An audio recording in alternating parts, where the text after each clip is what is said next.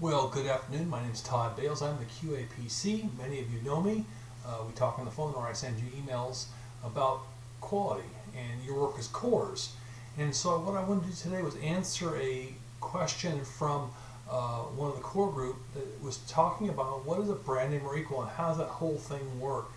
And so I've taken a few notes. I wanted to share that with you. If you took my last class, you know how this is going to work. I'm going to give you three words throughout the presentation, and all you need to do is send me an email afterwards and say, Todd, I listened to the video, and the three words are 1, 2, and 3, and then I can go ahead and issue a certificate. You'll load that up into your contracting file under your profile, and then I can give you credit for going ahead and completing either your 8 hours continuing education or your 16 hours. As I was going through this today, I was reminded that these things do become dated fairly rapidly. As I'm taping this right now, it's the 20th of July 2020, and things could change, but for those who are watching this within the last maybe year or 2 years from that date, you're probably in good shape, and things haven't changed that much. And actually, since I've been in contracting over 10 years now, things haven't changed that much when it comes to brand name or equal, and I still continue to see the same sort of issues coming up time and time again. So hopefully today I can clear up some things and let you know more about brand name or equal. Now I should say right off the bat, maybe this is kind of obvious, but brand name or equal only applies to products. Obviously when we're talking about services where most of you are involved as cores, we don't have brand name or equal. But what I do know is typically as a core, you're the person typically tapped in your group to write up even descriptions for products that you're buying, and in that this is where that applies. So that's why I definitely thought the core group might benefit from this question and the answer as well. So when is brand name or equal, this term that's out there, when is it applied? And the main number one area it's applied at is at market research. That's when you were doing market research to find out whether there are 1 to 100, 1,000 manufacturers, distributors of whatever the item is that you can go ahead and buy from. And of course, good market research drives a lot of things, but brand name or equal is one of those places, and it's not uncommon for us in the contracting world as contracting officers or contract specialists to receive something from someone, and it just basically says pretty simply, I can only buy X product. And so that's the extent of my market research. And of course, as you know, as an experienced core group, that's not sufficient. You need to tell us why it's only that one item, and I got more about that in a few minutes. So market research, we see it, and of course it's going to have to be justified there. The acquisition strategy also then derives from that market research. It's a different sort of acquisition if we only have one offer out there, or if we have multiple offers. A couple years back there in the building, I was asked to buy a box that would do something in the field, and I got the market research, and it was well done, and the person who did it justified why there was only one organization in the entire world that could build this box and deliver it to the U.S. government, to the Air Force. And so that was a great justification for having, in that case, a brand name only justification. And then of course we let commerce know out there through the solicitation what we're looking for as far as product. And we'll tell them it's a sole source, or it's a brand name or equal, or brand name, and we'll go through all that so they know what they're dealing with. But with that said, it's probably really good to start maybe defining some terms so that we're all on the same page. And I actually went out and got from a number of different sources some definitions. So let's start with brand name. And a brand name, it says here, this is from Merriam-Webster, a brand name is an arbitrarily adopted name that is given by a manufacturer or merchant to an article or service to distinguish it as a product and sold by that manufacturer or merchant, and that may be used as protected as a trademark.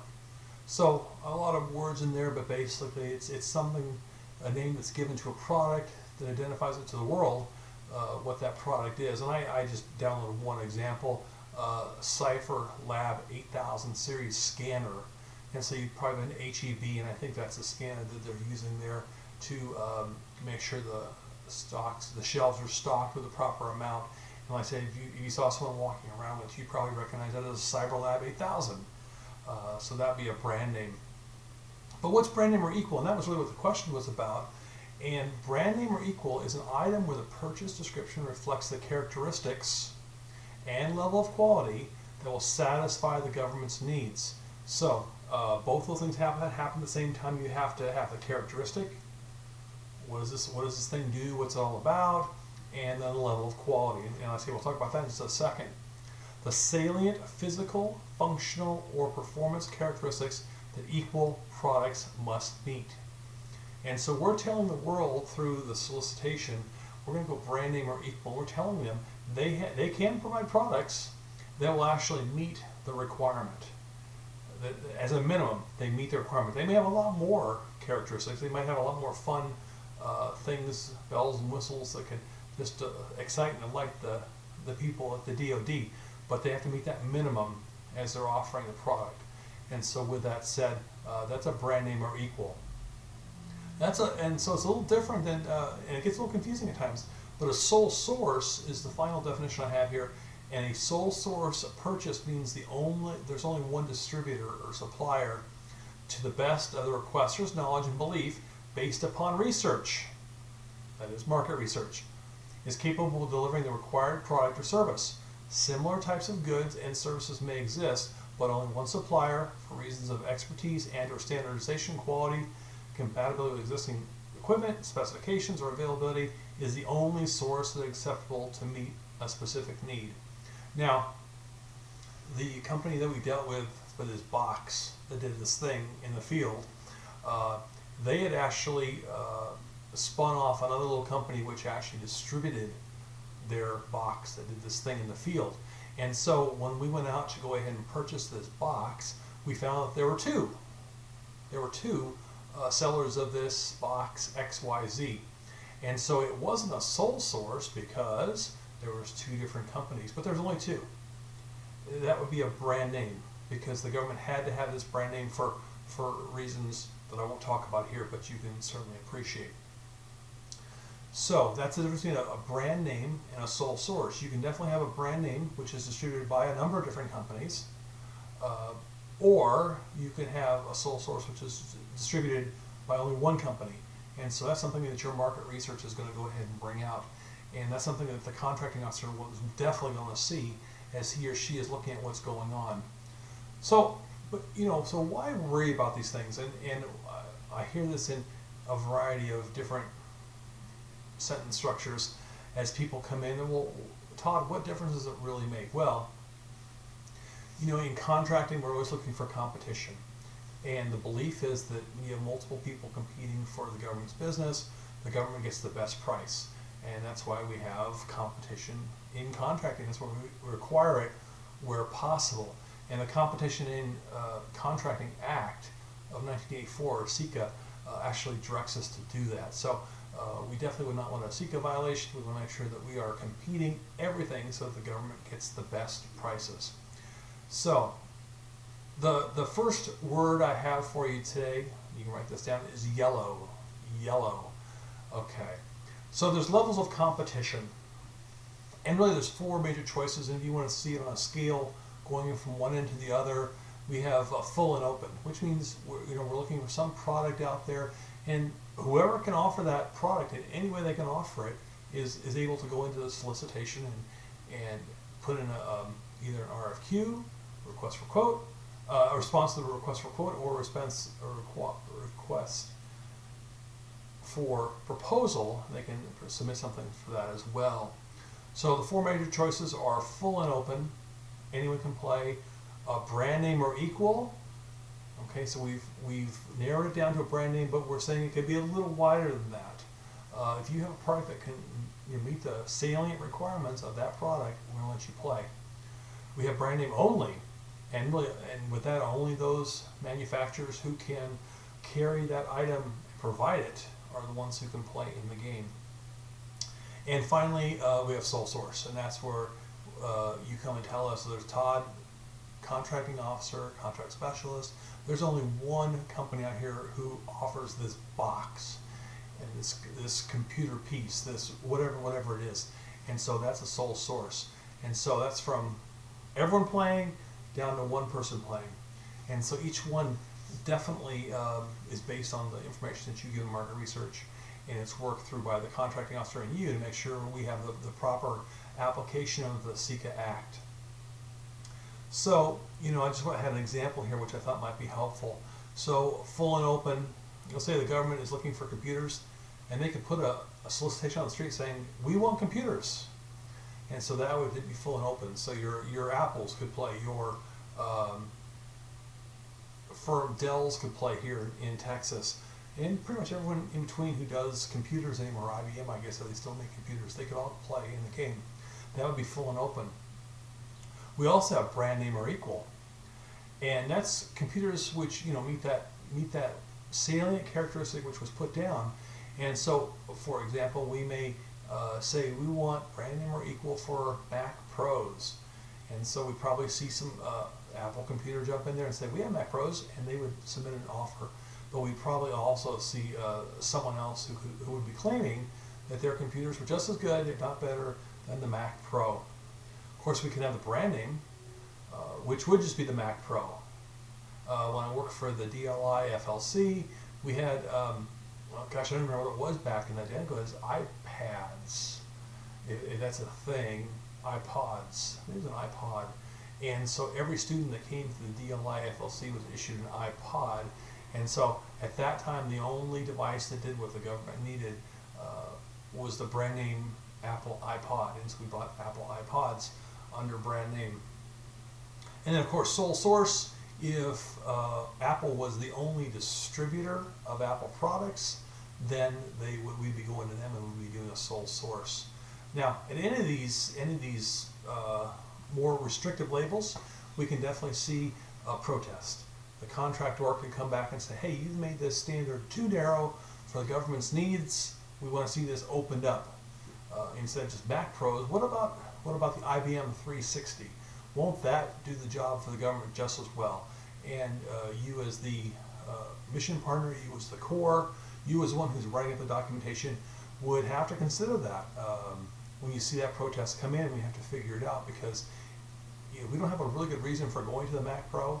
There's going to be an issue, and we're going to have to resolve that so that it doesn't go before the GAO or before the courts. So that does happen from time to time. So you should also have in your back pocket just what are the resources, the FAR references that correspond to brand name or equal. And the first one is FAR 11107A, which is actually the prescription for the provision. And I'll just make a note here for those who are listening who don't do contracts day in and day out. A provision is something that is just in the solicitation and then it goes away, which makes sense because we're telling the contractors during their bidding process, their quoting process, that we want them to go ahead and give us a brand name or equal. And then it goes away because that's not needed as part of the contract once the bids, the quotes, the proposals have come in. And that if you looked at FAR 11107, it actually refers you down to the provision at 52211-6, which is called brand name or equal. So let's jump into that now, which I think is a great place to launch into what the requirements are. And there's kind of two parties here going on. There's the government side of the house, things that we have to consider, whether we're in contracting or whether we're with you with the mission partner. And there's also things that the offeror has to put into their offer to be compliant. So with that said, the requirements for the government, first thing, we're going to need a J&A if we're going to do a brand name or equal. And you say, why would that be? Well, in 2017, the Defense Act put a new little clause in there saying that we needed to do that. So, and probably all of you have done a J&A in the past for either a sole source or a brand name, but now brand name or equals also require, as of this writing in 2020, that we have to do a J&A. So we go ahead and do that. That's one of the requirements you have to turn in with your packet if you believe this is going to be a brand name or equal. You're also going to do a description of the product. And this is the single thing that I see happening out there that isn't always as full as it needs to be. You know, you'll say, I need a TV. And you stop right there. And then I ask the questions, so what are the salient or important characteristics of the TV? Can it be black and white? And you say, oh, no, it has to be color, Todd. It has to be color. Okay, what's color? All right. How about a 14-inch color TV? Is that going to be, oh, no, this is going to go in the EOC, and it has to be a minimum of 100 inches. Oh, okay. So now we know that there's a couple of salient characteristics for these TVs. It has to be 100 inches. I guess that's corner to corner. And it has to be color. Great. Anything else you need to know about that? Well, it does have to have an HDMI cable connection in the back. Okay, that's important. It also has to have a regular cable connection in the back. And I said, well, okay, I thought we've kind of gone beyond that standard.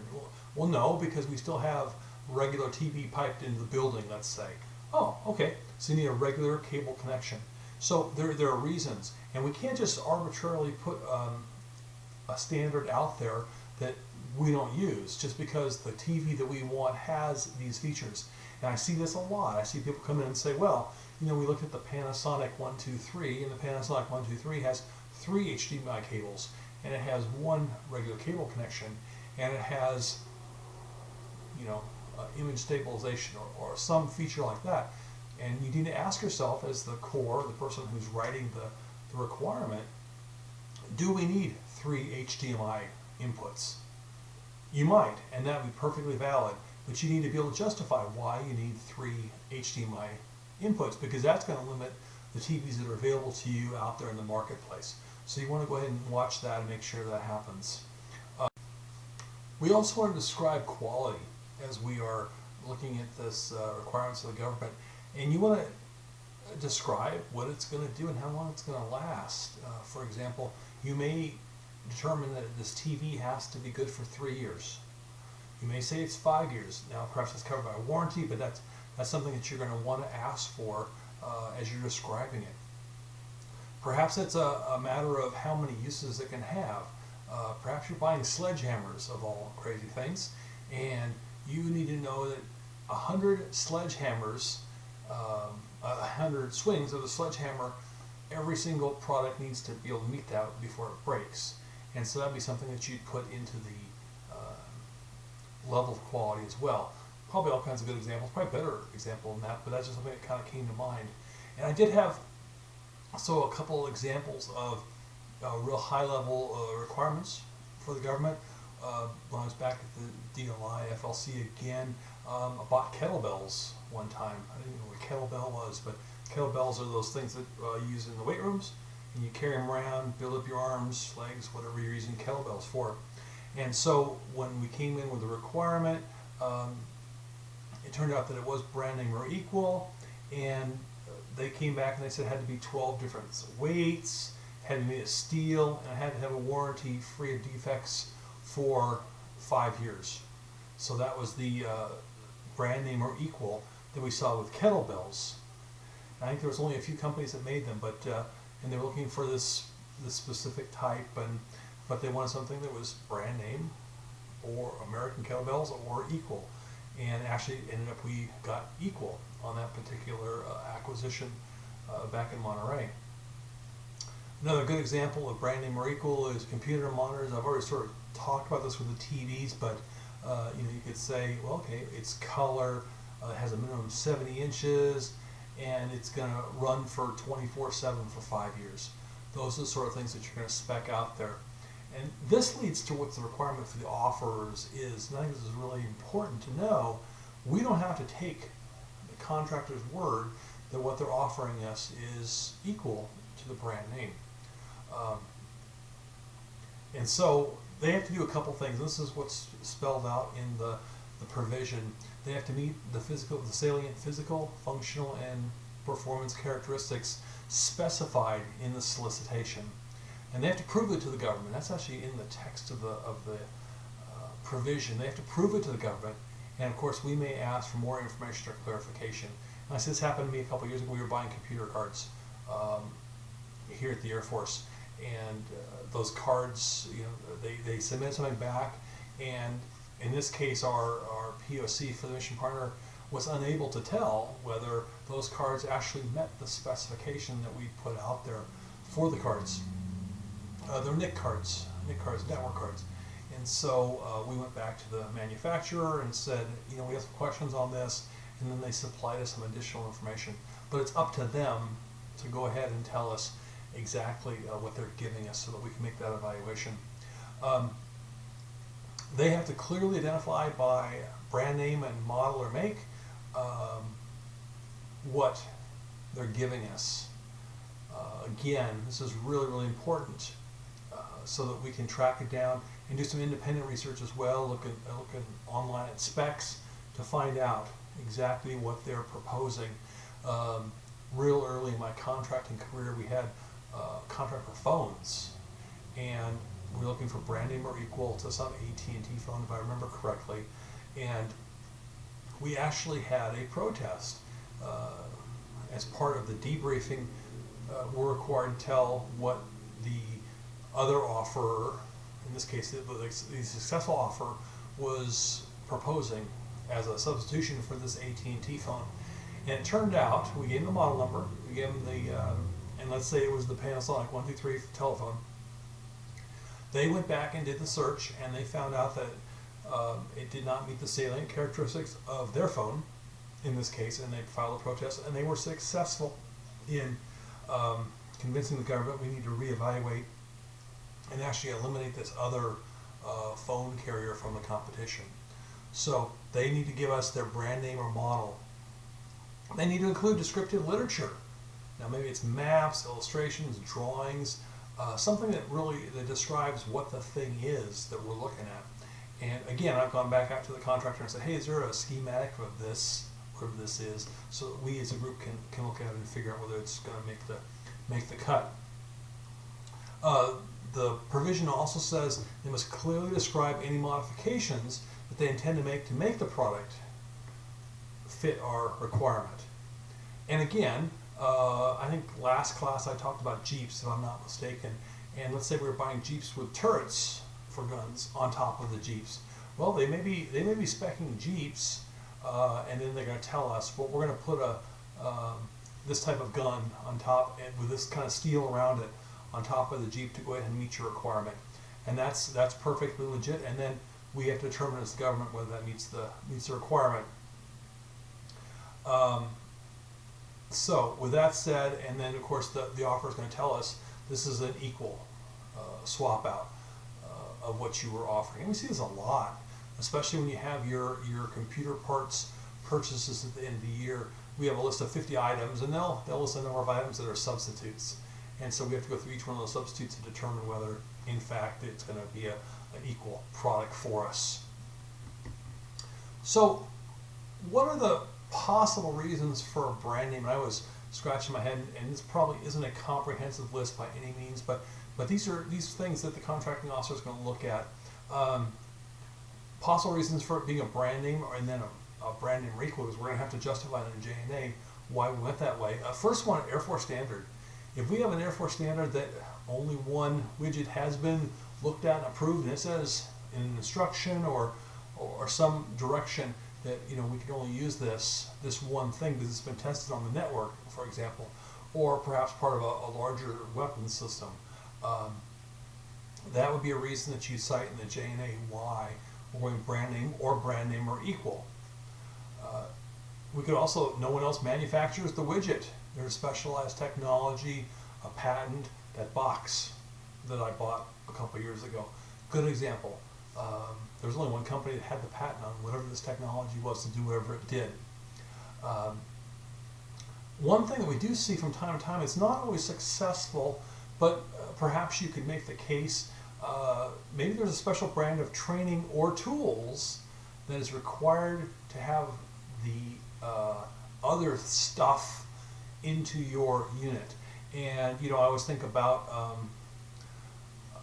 network pieces that get attached to a network, and then you need to have a special set of spanner wrenches, and you're at 1,000 locations across the Air Force, and you start adding up with that spanner wrench cost, and you go, well, we're buying $500 worth of network parts, but it's going to cost us $1 million to buy the wrench. And so that's something that you're going to see in your J&A, which may justify for you why you're going to do brand name or equal. And you may actually have just a physical limitation too, which may go to a sole source or a brand name or equal. I mean, if only one part is going to fit in the space or attached to the other thing, then you may have a legitimate reason for saying, you know, I want the Apple 1, 2, 3 here because it's the only thing that's going to work. And we just need to be able to justify that for either the contracting officer or the contracting officer's boss, or depending on the dollar amount that's going to go up, it'll go further up the chain for approval. So who determines if the item is suggested as being equal meets the requirement? Well, the specification says, the provision says the contracting officer, but you know, between us, really it's the mission partner. I mean, the contracting officer is going to sign off on it, but the mission partner's got to tell us, because we're not the technical experts by any means on these different issues. You need to tell us whether it meets it. And here's the deal: if you're going to tell us this does not meet it, we need a detailed description of why it's not going to meet it, so that we can defend the position of the government if they protest, because that's certainly an option. We tell them this isn't an equal product, and they come back, yes it is, we're going to file a protest and I'll stop your whole procurement, which is why we want to definitely have something in writing from you which says this did not work and these are the reasons why. So it's the contracting officer, but it's the POC for the mission partner. All right, third word, process. Process. So hopefully that's the third word.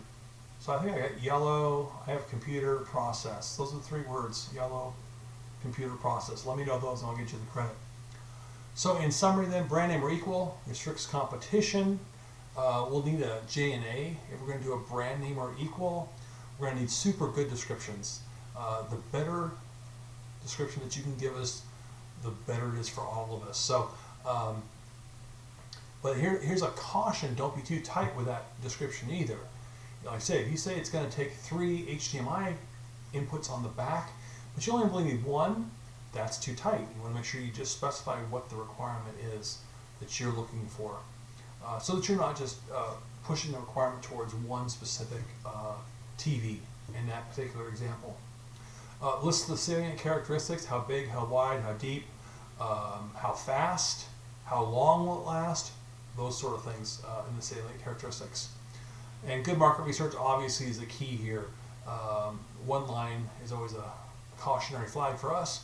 Make sure that you've looked at companies out there, and gosh, if you've looked, you know, on the internet and you've looked at TV World and TV.com and whatever the other sites you've looked at, list those so that we know that you have made the effort, and that will give us more insight when we go ahead and help you finalize the J&A. So I hope that helps with brand name or equal. It's a bit of a fun topic as we get into market research, and it's something that you're probably exposed to, at least this time of year you're exposed to it. So if I can be of help, let me know. It's a little bit out of my bailiwick, but I know that you guys, as the core, is probably the ones who are going to be end up doing this for your units. So I thought this was an important enough topic to get on board and just talk to you about. So thank you so much for your attention. I really appreciate it. Send me those 3 words so I can get you credit, and be safe out there. Watch out for that COVID, and of course, keep watching those contracts, because you make all the difference. Thank you so much. Have a great day.